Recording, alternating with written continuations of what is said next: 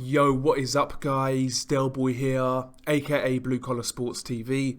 Hopefully you guys are doing well. If you're new here, smash that like, hit subscribe, all of that good stuff. So this is another one of my betting on boxing videos, where essentially I'll be taking you through this weekend's fights, and we're going to be looking for some good value in the betting market. I've done a couple of these videos in the past, and they've gone down relatively well. Of course, this weekend we have a big fight between Dillian Whyte and Alexander Povetkin 2. We'll be covering that fight, as well as a few others maybe. But remember, gamble responsibly. Don't go putting your kids' college funds on these fights. I would feel absolutely terrible. But yeah, let's have a look at some of the value this weekend. I guess we shall start with the main fight, Alexander Povetkin versus Dillian Whyte 2. So, going into this fight, I think it's a hard fight to call. In that first fight, of course, Povetkin got dropped twice and came back to knock out Dillian Whyte. I've got to be honest, before Povetkin got that knockout, I felt he was looking pretty worst for wears, as bad as I've ever seen him, but still, as we know, he's got the power to knock out Dillian Whyte. So this rematch to me is it's quite hard to call, but given how that first fight went, you've got to be looking at Povetkin here for the value. Povetkin to win outright is 11-4, but quite frankly, I can't really see Povetkin winning on points in this fight. I think Dillian's going to be too busy. If it does go to points, maybe he'll drop Povetkin a couple of times. And also, you've got to consider that this fight is on away territory for Povetkin. I know it's in Gibraltar, but basically Dillian Whyte is the matchroom fighter. So if it goes to points, I can't really see Povetkin winning it. So we'll have a look at method of victory. Once again though, Povetkin is 11-4 by knockout, so it doesn't really matter if you go outright or knockout. So you might as well go outright in that case. So outright Povetkin to win.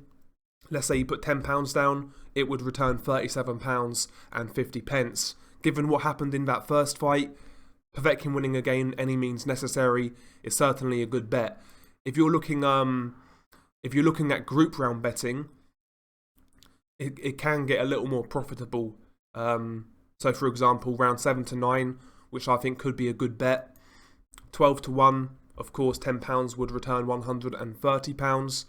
If you know Povetkin's one of those guys, he can knock out Dillian Whyte anytime. So maybe you want to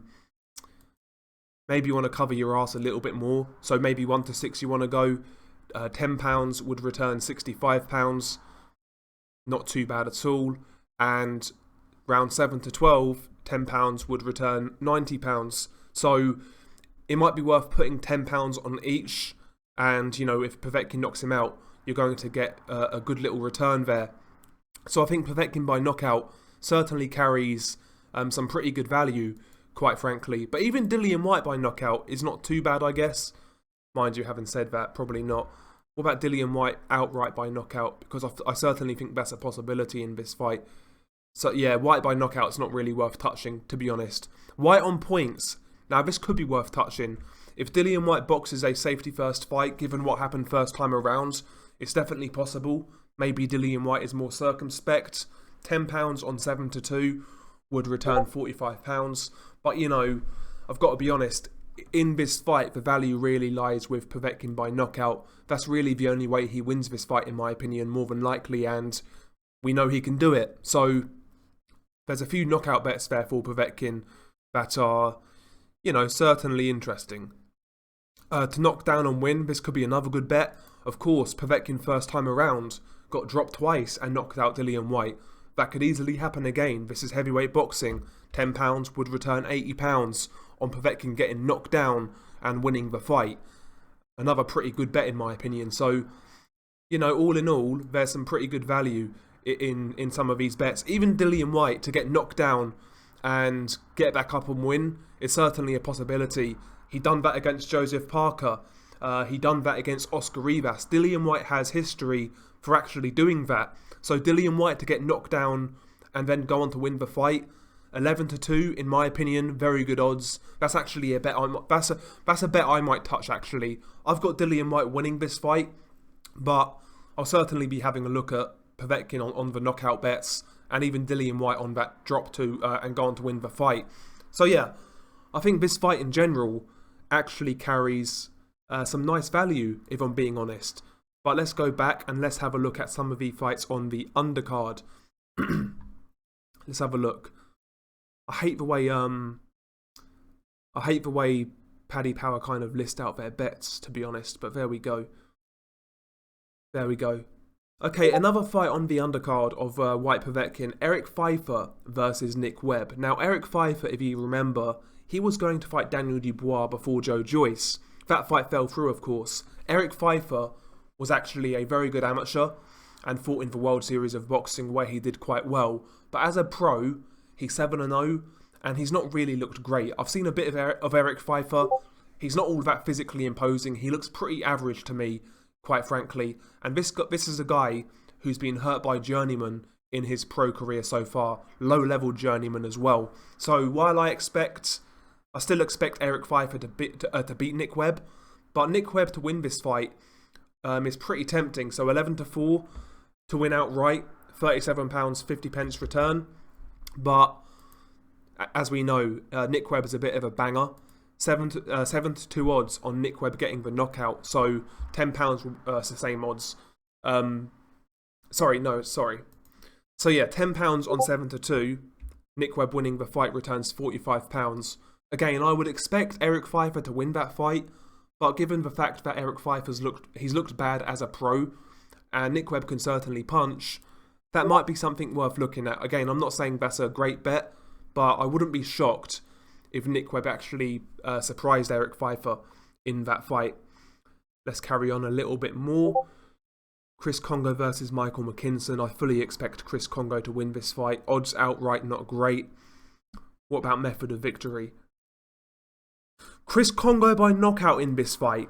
Now, I've seen a bit of Michael McKinson, and I'm really not impressed at all. He tries to box, he's got no power, whereas Chris Congo is a rangy guy, wiry guy. He can definitely crack. Sometimes Michael McKinson tries to kind of fight in like a shoulder roll type of style, and you know, when you're fighting a taller guy like Congo, who's really rangy and he's got a straight right hand, you can be open for that shot.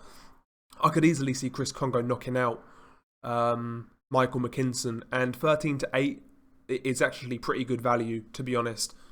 So £10 would return £26 and 25 pence. Again, I fully expect Chris Congo to win that fight, just really whether he knocks him out or not. I'm certain Chris Congo wins that one, to be honest. This is what I was looking for. Ted Cheeseman, James Metcalfe. Now this fight is, well, Ted Cheeseman actually the underdog, believe it or not. And I'm leaning towards James Metcalfe to win this fight. But it's a very close fight. Ted Cheeseman, the underdog, he's actually the home fighter here. He's the Matchroom fighter.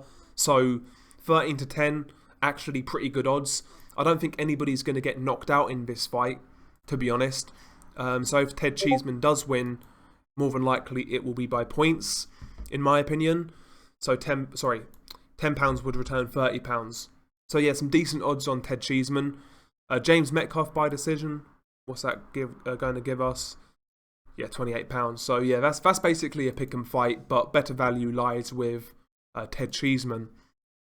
Is there anything else on this undercard? Let's quickly look at Fabio Wardley, Eric Molina. I can't imagine there being too much value here. No, so yeah, I was going to say Wardley by knockout, but 1-9, not really worth touching, quite frankly. And I know there's a couple of Matchroom cards this weekend as well, but there's not really too much to look out for on those cards.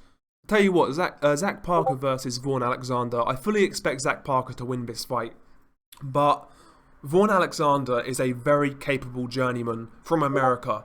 He actually gave Anthony Sims Jr. a real hard fight a couple of years ago. If you recall, Anthony Sims Jr. at one point was extremely hyped, and Vaughn Alexander gave him some real problems.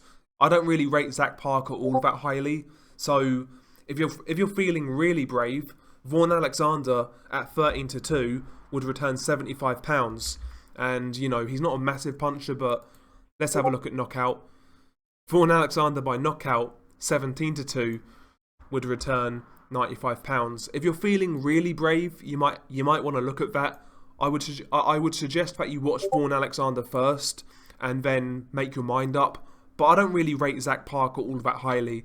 He's decent, but I just think right now he's a good domestic level fighter, and Vaughn Alexander is a seasoned journeyman who's given some good prospects and real hard nights. So that might be worth looking at. But again, not one of my recommended ones. Just food for thought, I would say. And yeah, from what I can see, that is pretty much it. Yeah, that's pretty much it, to be honest with you. So there's some decent value this weekend, mainly in the main event. So I would certainly have a look at that. But yeah, share your thoughts below. Any bets that have taken your eye? And yeah, share your tips below. It's been your guy Delboy.